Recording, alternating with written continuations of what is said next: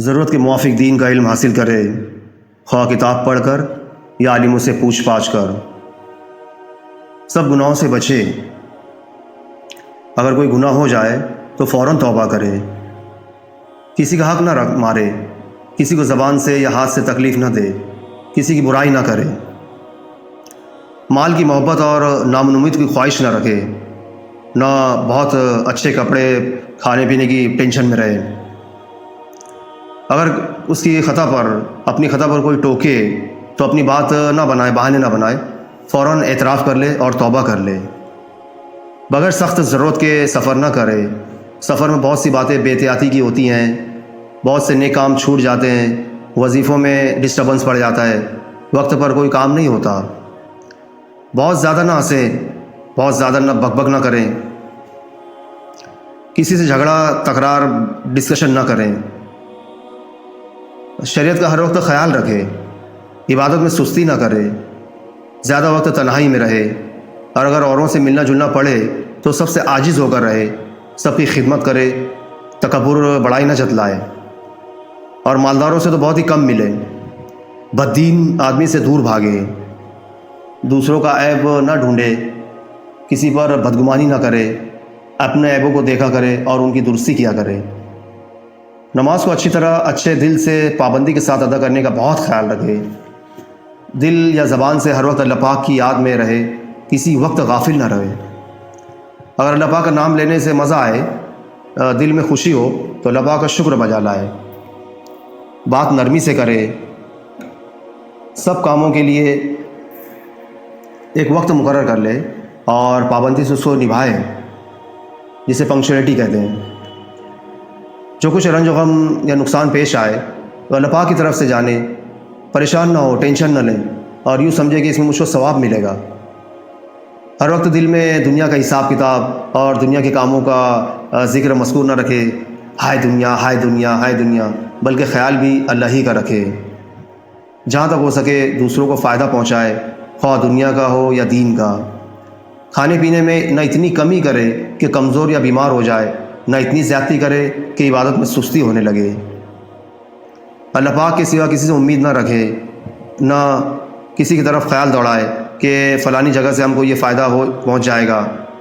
اللہ پاک کی تلاش میں بے چین رہے، نعمت تھوڑی ہو یا بہت اس پر شکر بجا لائے، اور فقر فاقے سے تنگ دل نہ ہو۔ اور میں تو سمجھتا ہوں یہ دور میں فقر فاقہ ہوتا بھی نہیں ہے، یہ ہمارے صحابہ کے دور کی بات ہے۔ اب تو اللہ پاک اتنا کھلاتا ہے کہ یہ الگ بات ہے کہ ہم ناشکر ہیں۔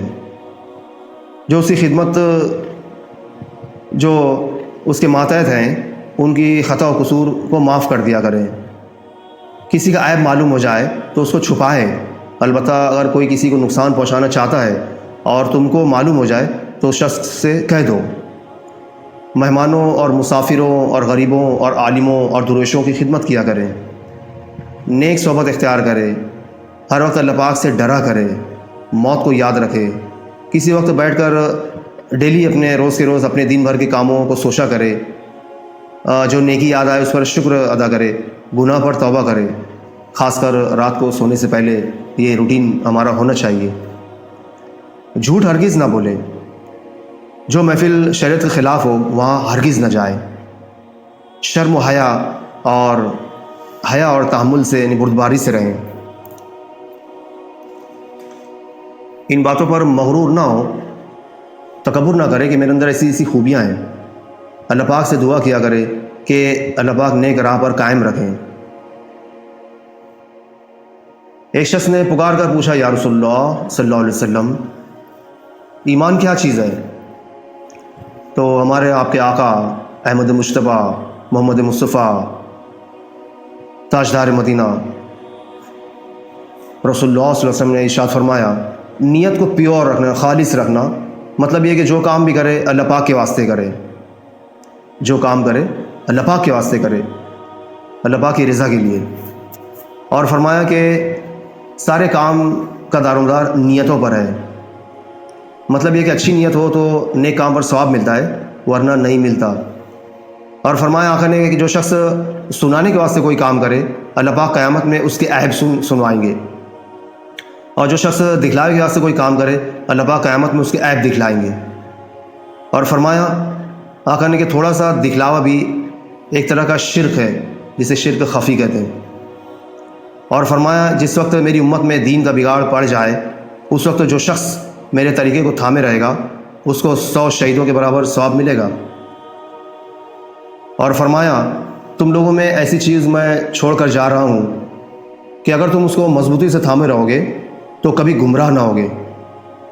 ایک تو کتاب اللہ یعنی قرآن کریم اور دوسرے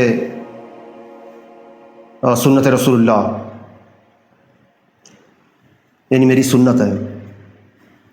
اور فرمایا کہ جو شخص نیک راہ نکالے اور پھر اور لوگ اس راہ پر چلیں تو اس شخص کو خود اس کا ثواب بھی ملے گا، اور جتنے نے اس کی پیروی کی ہے، جتنے نے اس کو فالو کیا ہے، ان سب کے برابر بھی اس کو ثواب ملے گا اور ان کے ثواب میں کمی نہ ہوگی۔ اور جو شخص برا راستہ نکالے پھر اور لوگ اس راہ پر چلے، اس کو فالو کریں، تو اس شخص کو خود اس کا گناہ بھی ہوگا اور جتنے نے اس کی پیروی کی ہے ان سب کے برابر بھی اس کو گناہ ہوگا اور ان لوگوں کے گناہ میں کمی نہ ہوگی۔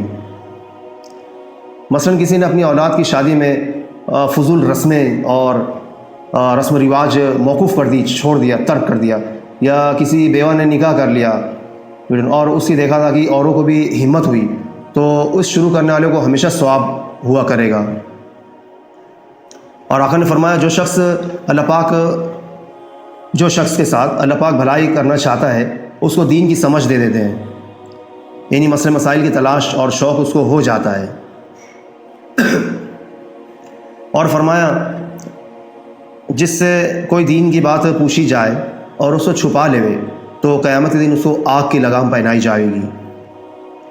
اگر تم سے کوئی مسئلہ پوچھا کرے اور تم کو خوب یاد ہو تو سستی اور انکار مت کیا کرو، اچھی طرح سمجھا دیا کرو۔ اور فرمایا جس قدر علم ہوتا ہے وہ علم والے پر وبال ہوتا ہے، بجز اس شخص کے جو اس کے موافق عمل کرے۔ دیکھو کبھی برادری کے خیال سے یا نفس کی پیروی سے مسئلے کے خلاف نہ کرنا۔ اور فرمایا کہ پیشاب سے خوب احتیاط رکھا کرو، اپنی پیشاب سے خوب احتیاط کرا کرو، کیونکہ اکثر قبر کا عذاب اسی سے ہوتا ہے۔ اور فرمایا آقا نے جن حالتوں میں نفس کو ناگوار ہو ایسی حالت میں وضو اچھی طرح کرنے سے گناہ دھل جاتے ہیں۔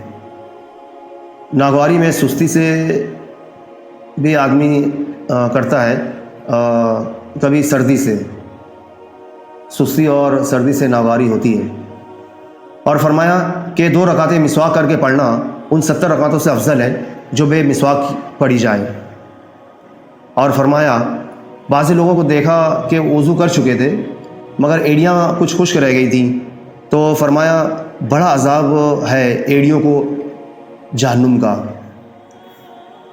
انگوٹھی، چھلا، چوڑیاں، چھڑے اچھی طرح ہلا کر پانی پہنچایا کرو، اور سردیوں میں اکثر پاؤں سخت ہو جاتے ہیں، خوب پانی سے تر کر لیا کرو۔ اور بعضی مائیں بہنیں منہ جو ہے آمنے سامنے سے دھو لیتی ہیں، کانوں تک نہیں دھوتی۔ ان سب باتوں کا خیال رکھو۔ اور فرمایا عورتوں کے لیے سب سے اچھی مسجد ان کے گھروں کے اندر کا درجہ ہے۔ معلوم ہے کہ مسجدوں میں عورتوں کا جانا اچھی بات نہیں ہے، اور خاص طور ہمارے اس فتنہ کے دور میں۔ اس لیے یہ بھی سمجھو کہ نماز کے برابر کوئی چیز نہیں ہے، جبکہ اس کے لیے بھی گھر سے نکلنا اچھا نہیں ہے سمجھا گیا۔ تو فضول کاموں اور فضولیات ملنے ملانے کو یا رسموں کے پورا کرنے کو گھر سے نکلنا تو کتنا برا ہوگا۔ اور فرمایا کہ 5 نمازوں کی مثال ایسی ہے جیسے کسی نے دروازے کے سامنے ایک گہری نہر بنائی ہو، دروازے کے سامنے ایک گہری نہر بہتی ہو اور وہ اس میں 5 وقت نہایا کرے۔ مطلب یہ کہ جیسے اس شخص کے بدن پر ذرا برابر میل نہ رہے گا، اسی طرح جو شخص 5 وقت کی نماز پابندی سے پڑھے اس کے سارے گناہ دھل جائیں گے۔ اور فرمایا کہ قیامت کے دن بندے سے سب سے پہلے نماز کا حساب ہوگا۔ اور فرمایا کہ اول وقت میں نماز پڑھنے سے اللہ پاک کو خوشی ہوتی ہے، اس لیے ماں بہنوں کو تو جماعت میں جانا نہیں ہے، جماعت سے نماز پڑھنا نہیں ہے ان کا، تو پھر کیوں دیر کیا کرتی ہو؟ اور فرمایا کہ جو شخص بے وقت نماز پڑھے اور وضو اچھی طرح نہ کرے اور جی لگا کر نہ پڑھے اور رکوع سجدہ اچھی طرح نہ کرے تو وہ نماز کالی بے نور ہو کر جاتی ہے اور یوں کہتی ہے کہ اللہ پاک تجھے برباد کرے جیسا تو نے مجھ کو برباد کیا، یہاں تک کہ جب اپنی خاص جگہ پر پہنچتی ہیں جہاں اللہ پاک کو منظور ہو تو پرانے کپڑے کی طرح لپیٹ کر اس نمازی کے منہ پر مار دی جاتی ہے۔ اللہ پاک ہماری حفاظت فرمائے۔ ماؤ بہنوں، نماز تو اسی واسطے پڑھتی ہو کہ ثواب ہو، پھر اس طرح کیوں پڑھتی ہو کہ اور الٹا گناہ ہو؟ اور فرمایا کہ تم نماز میں اوپر مت دیکھا کرو، کہیں تمہاری نگاہ چھین لی جائے۔ اور فرمایا کہ جو شخص نماز میں کھڑے ہو کر ادھر ادھر دیکھے اللہ پاک اس کی نماز کو اسی پر الٹا مار دیتے ہیں، یعنی قبول نہیں کرتے۔ اور فرمایا اگر نمازی کے سامنے سے گزرنے والے کو خبر ہوتی کہ کتنا گناہ ہوتا ہے تو 40 سال تک کھڑا رہتا، 40 سال تک کھڑے رہنا اس کے نزدیک بہتر ہوتا نمازی کے سامنے سے گزرنے سے۔ لیکن اگر نمازی کے سامنے ایک ہاتھ کے برابر یا اس سے زیادہ کوئی چیز کھڑی ہو تو اس چیز کے سامنے سے گزرنا درست ہے۔ اور فرمایا کہ جو شخص نماز کو چھوڑ دے وہ جب اللہ پاک کے پاس جائے گا تو اللہ پاک اس پر غضبناک ہوں گے۔ اور فرمایا کہ میں نے شب معراج میں جنت کے دروازے پر لکھا ہوا دیکھا کہ خیرات کا ثواب 10 حصے ملتا ہے اور قرض دینے کا ثواب 18 حصے ملتا ہے۔ اور فرمایا کہ جب تک قرض ادا کرنے کے وعدے کا وقت نہ آیا ہو اس وقت تک اگر کسی غریب کو مہلت دے تو تب تو ہر روز ایسا ثواب ملتا ہے جیسے اتنا روپیہ خیرات دے دیا، اور جب اس کا وقت آ جائے یعنی قرض واپس کرنے کا وقت آ جائے اور پھر مہلت دی کہ بھئی جو غریب جو ہے بہت غریب ہے، اس کی تنگ دست ہے، وہ اس کی نئی سائٹ جم رہی ہے، تو اس کے بعد پھر اس کو مہلت دے دی، پھر اس کو ڈیوریشن میں ڈھیل دے دی، تو ہر روز ایسا ثواب ملتا ہے جیسے اتنے روپیے سے ڈبل روپیہ روزمرہ خیرات کر دیا۔